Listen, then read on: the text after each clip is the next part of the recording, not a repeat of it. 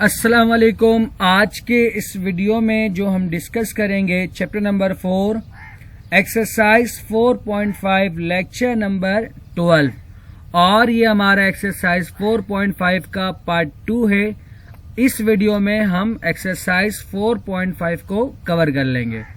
तो पहला सवाल है हमारे पास, show that the reciprocals of the term of the GP form another GP, यानी कि जब किसी भी यहाँ पर आपको कह रहा है कि सीक्वेंस का जब आप रेसिप्रोकल लोगे हर एक टर्म का, तो वो भी आपके पास क्या फॉर्म करेगा, वो भी आपके पास जीपी फॉर्म करेगा। ठीक है, तो स्टार्ट करते हैं अपना लेक्चर। आपको जो गिवन है a1 r square a1 r की power 4 and so on.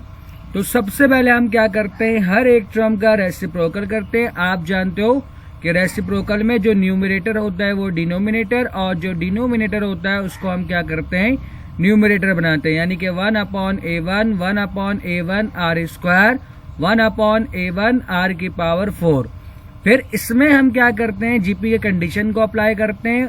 GP क्या कहता है कि अगर रेशियो सेम होगा तो वो आपका क्या होता है, जीपी होता है। सबसे पहले हम क्या करते हैं, सेकेंड टर्म को डिवाइड करवाते हैं फर्स्ट टर्म से। तो जो हम सेकेंड टर्म को डिवाइड करवाएंगे फर्स्ट टर्म से, तो यानी कि 1/a1 r square divide by 1/a1।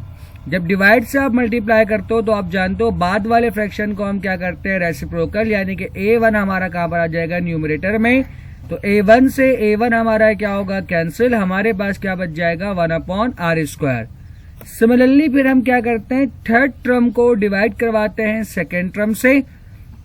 तो 1/a1 r की power 4 divide by 1/a1 r square. ठीक है ना। तो इस तरह a1 से a1 हमारा क्या होगा, कैंसिल। r स्क्वायर से जब कैंसिल करोगे तो आपके पास क्या बच जाएगा, 2। तो ये भी हमारे पास क्या है, 1/r स्क्वायर। मतलब दोनों रेशो हमारे पास क्या आया है, सेम आया है। तो हम कह सकते हैं कि ये भी हमारे पास क्या बन रहा है, जीपी बन रहा है। नेक्स्ट क्वेश्चन हमारे पास है question number 5, how many terms are in GP 1/3 1/12 1/48 and so on. और लास्ट टर्म हमें गिवन है 1/9 6608। आपको बोल रहा है हाउ मेनी टर्म्स, यानी कि आपको n फाइंड करना है। तो सबसे पहले स्टार्ट करते हैं अपना लेक्चर। ये आपका गिवन सीक्वेंस है। आप जानते हो सीक्वेंस के पहले टर्म को हम क्या कहते हैं, a, यानी कि a बराबर है हमारा 1/3 के। r फाइंड करने के लिए हम सेकेंड टर्म को डिवाइड करवाते हैं फर्स्ट टर्म से, यानी कि 1/12 डिवाइड बाय 1/3। यानी कि r हम किस तरह फाइंड करेंगे, second term divide by first term. 3 1 3 3 4 12, या आप मल्टीप्लाई करके भी सिम्प्लीफाई कर सकते हो। तो r आपके पास किसके बराबर हो गया, 1/4 के। फिर आपको गिवन है कि tn किसके बराबर है हमारा, 196608 के। ठीक है ना, ये आप यहाँ पर लिख लिएगा। तो tn का फॉर्मूला होता है a r की पावर n-1। tn आपका गिवन है 1/96608, a बराबर है 1/3 के, और r किसके बराबर है आपका, 1/4 की पावर n-1। 3 यहाँ डिवाइड में, उस तरफ जाएगा क्या होगा, मल्टीप्लाई में। अब इसको आप कैंसिल करो और आप चेक करो तो इसका जो वैल्यू हमारे पास वो क्या बनेगा, 1 डिवाइड बाय 65536। ठीक है। अब चूंकि राइट साइड पर जो बेस है वो कितना है, 1/4 है, और इसकी पावर n-1 है। तो हम कोशिश करते हैं कि हम बोथ साइड बेस को सेम बना ले। ठीक है, तो हमें ये चेक करना होगा, चूंकि ऊपर तो 1 है नीचे 4 है, तो आप ये चेक करो कि 4 को कितने टाइम्स मल्टीप्लाई करवाने से हमारे पास क्या आएगा, 65536। तो इसका मतलब है कि हमारे पास 4 की पावर 8, यानी कि 4 को जो हम 4 टाइम्स मल्टीप्लाई करवाएंगे तो आंसर क्या आएगा, 65536। ठीक है ना। यानी कि हम लिख सकते हैं 1/4 की पावर 8। इसके अलावा आपके पास इस पावर 8 को आप कॉमन निकाल लो, चूंकि 1/4 की पावर 8 है, और 1 के ऊपर हम कोई भी पावर लगाएं कोई फर्क नहीं पड़ता। तो अब दोनों की पावर क्या है, सेम है, तो हम पावर को कॉमन निकाल लेंगे। अब आप देखें बोथ साइड बेस सेम है, तो हम जानते हैं कि अगर बोथ साइड बेस सेम होता है तो हम पावर को भी आपस में क्या लिख सकते हैं, बराबर, यानी कि n-1 हमारा किसके बराबर हो जाएगा, 8 के। तो माइनस का 1, उस तरफ जाके हमारे पास क्या होगा प्लस का 1, तो 8 + 1 हमारे पास कितना होता है 9, यानी कि n हमारे पास किसके बराबर हो गया 9 के। तो इसका मतलब ये होगा कि 9 टर्म हमारे पास किसके बराबर है 1/196608 के। Find 3 consecutive numbers in GP whose sum is 39 and their products is 729। हमने एपी में भी पढ़ा था कि 3 नंबर, वहां मैंने आपको बताया था कि हम क्या सपोज करेंगे।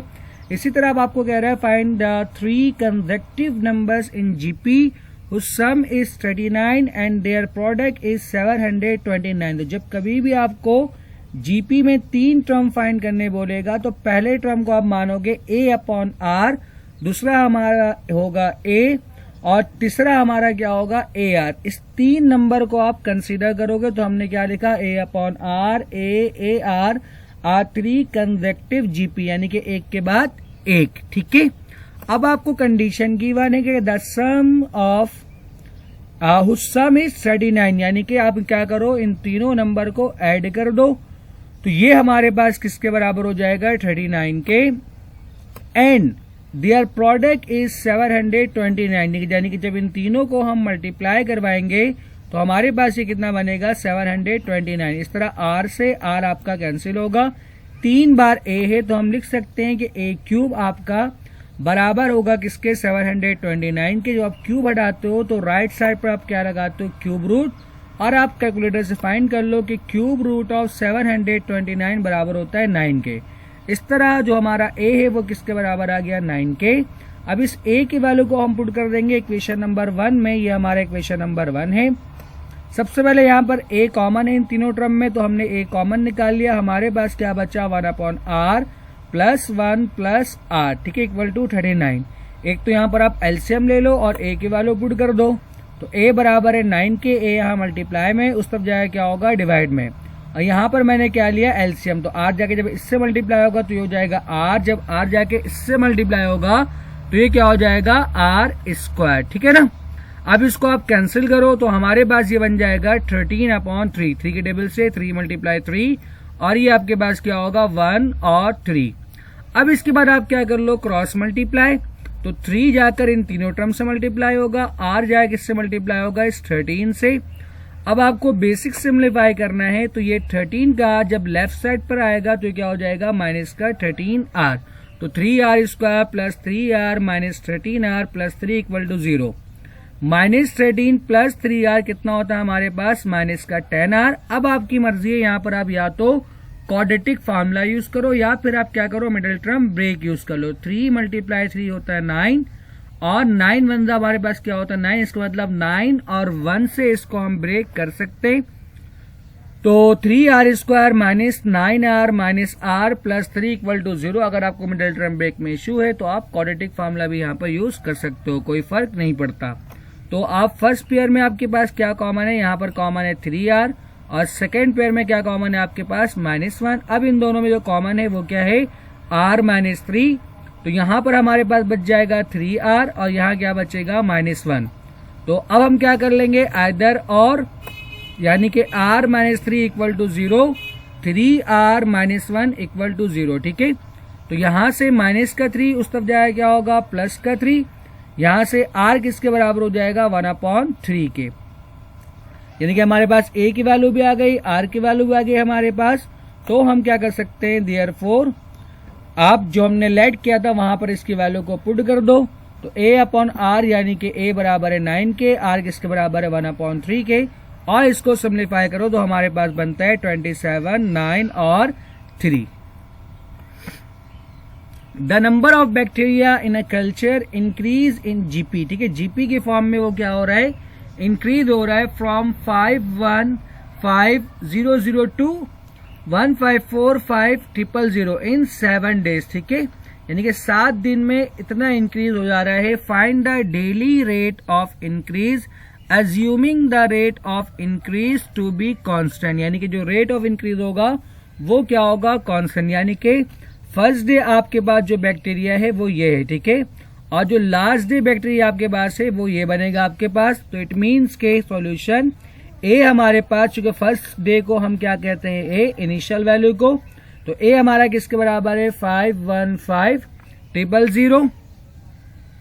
और उसके बाद जो हमारे पास लास्ट टर्म यानी कि आखिरी दिन में जो ये होगा हमारे पास, वो ये वाला बनेगा। आखिरी टर्म को हम क्या कहते हैं, टी एन। ठीक है, तो हमारा जो टी एन है वो किसके बराबर है 154500। और एन हमारे किसके बराबर होगा 7 के, क्योंकि 7 डेज आपको कह रहा है फाइंड द डेली रेट, और आपको क्या करना है यहाँ पर आर फाइंड करना है। तो टी एन का फॉर्मूला होता है ए आर की पावर n-1। एन हमारा किसके बराबर है 7 के। मैं यहाँ पर वैसे आप n लिख दो, n-1 एक बार फॉर्मूला लिख दो आप। ठीक है, और अब आप क्या करो, वैल्यूज को सब्स्टिट्यूट कर दो। तो टी एन बराबर है 154500। ए की वैल्यू को मैंने यहाँ सब्स्टिट्यूट किया, और ये हमारे पास क्या बन गया, n बराबर है 7 के, तो r की पावर 7-1। ये 515000 मल्टीप्लाई में था, इस दफा क्या होगा डिवाइड में। और जब इसको आप कैंसिल करोगे तो आपके पास आंसर कितना आता है 3, यानी कि r की पावर 6 आपके पास कितना बनता है 3।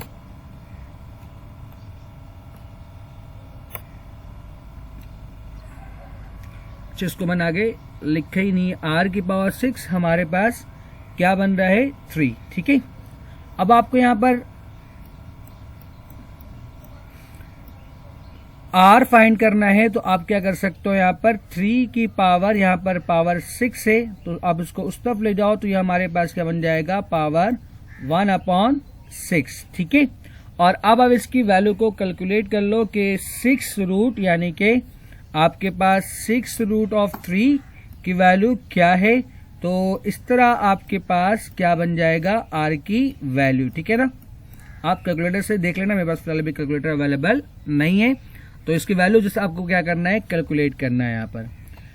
नेक्स्ट क्वेश्चन हमारा आज का last question, find the profit on ₹1000 for 5 years at 4% per annum compound profit. ठीक है, जो प्रॉफिट है वो कैसा है, कंपाउंड है। एक सिंपल प्रॉफिट होता है और एक आपके पास क्या होता है, कंपाउंड प्रॉफिट होता है। ठीक है ना, यानी कि सिंपल प्रॉफिट में ये होता है कि जैसे आपने यहाँ पर कह रहा है आपने 1000 रुपए डिपॉजिट किया है, कब तक, 5 साल के लिए, और आपको जो प्रॉफिट मिलेगा वो कितना मिलेगा 4%। ठीक है, यानी हर साल में जो आपको प्रॉफिट मिलेगा वो कितना मिलेगा 4%।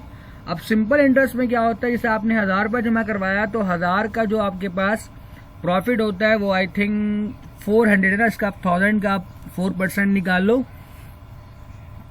यानी कि 4 डिवाइड बाय 100 मल्टीप्लाई बाय आपके पास क्या है 1000। ठीक है, यानी कि कुछ 40 रुपये आपके पास बनता है, यानी कि हाँ 4 मल्टीप्लाई टाइम कितना होता है 40, यानी कि हर साल जो इजाफा होगा वो कितना इजाफा हो जाएगा 40 रुपए का।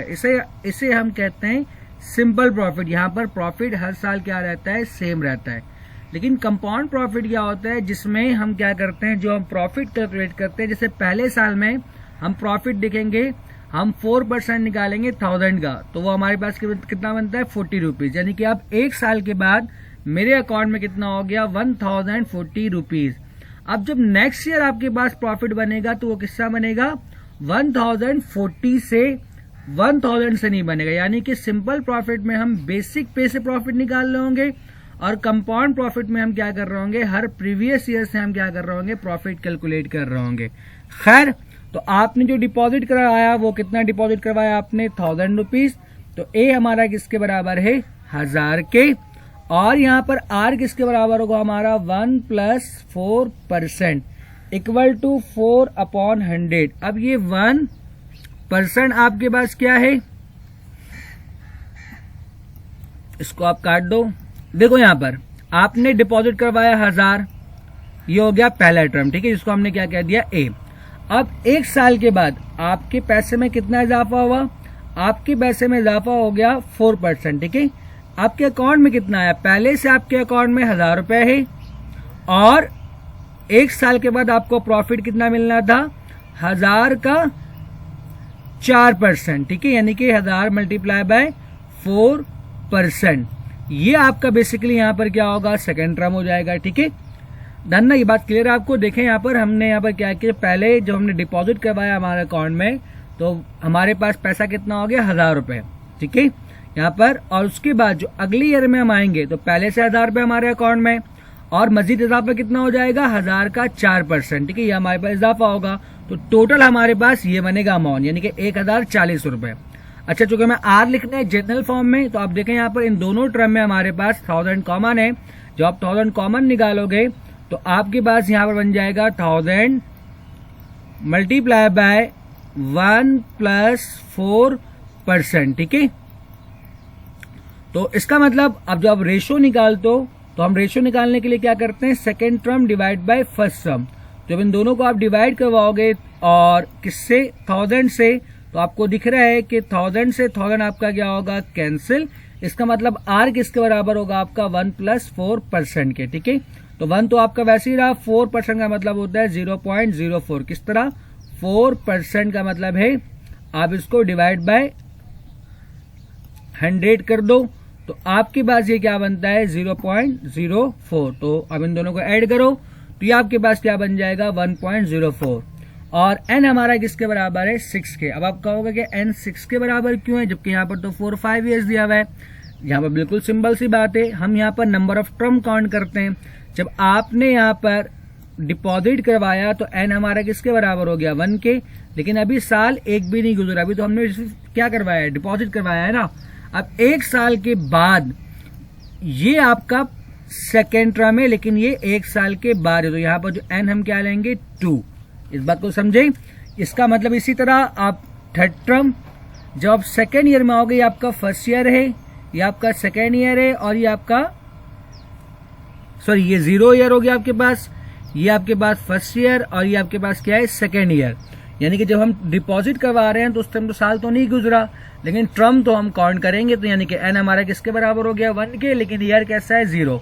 इसी तरह जब आप फर्स्ट ईयर में जाओगे तो टर्म हमारे पास कितना हो जाएगा 2, यानी कि ईयर से टर्म एक ज्यादा होगा। तो tn का फार्मूला होता है AR⁻n-1। तो a बराबर है 1000 के, r बराबर है 1.04 की पावर n-1, n किसके बराबर है 6-1 के। तो इसको आप कैलकुलेट कर ले, ये हमारे पास कितना बन गया, T6 बराबर आ गया 1000 मल्टीप्लाई बाय 1.04 की पावर 5, ठीक है। अब आपको बोल रहा है कि बताओ कि कंपाउंड प्रॉफिट कितना होगा। तो हमने डिपॉजिट करवाया था 1000, और जो उसका छठा टर्म आ रहा है वो किसके बराबर आ रहा है, यानी कि 5 साल के बाद हमारे अकाउंट में इतने पैसे हैं। तो हमें प्रॉफिट कितना हुआ, तो हमने तो 1000 रुपया जमा करवाया था, तो वो 1000 रुपया प्रॉफिट में तो नहीं आएगा। 1000 से जितना एक्स्ट्रा पैसा होगा वो हमारा क्या होगा, प्रॉफिट होगा। उसका तरीका क्या है कि जो भी 5 साल के बाद हमारे अकाउंट में रकम है उसको आप क्या करो, 1000 से सब्ट्रैक्ट कर दो, तो हमारे पास प्योर क्या आ जाएगा, प्रॉफिट। तो इन दोनों में हमारे पास जो कॉमन है वो क्या है, 1000 कॉमन है, तो हम 1000 कॉमन निकाल लेंगे। तो हमारे पास क्या बचेगा 1.04 की पावर 5 -1, ठीक है। तो ये हमारा टोटल प्रॉफिट होगा। उम्मीद करता हूं कि आज का लेक्चर आपको समझ में आया होगा। वीडियो देखने के लिए शुक्रिया। अल्लाह हाफिज।